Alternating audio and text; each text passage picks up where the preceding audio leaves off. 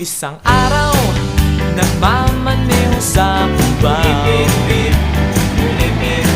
aking nakita, babaeng saksakan ng ganda.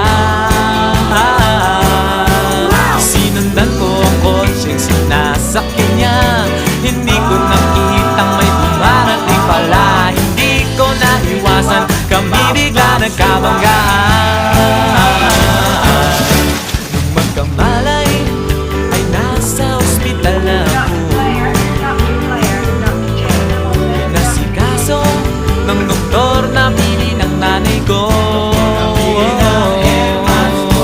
Biglang-bigla na lang ang nurse nandyan na, at para kong nakitang anghel sa ganda.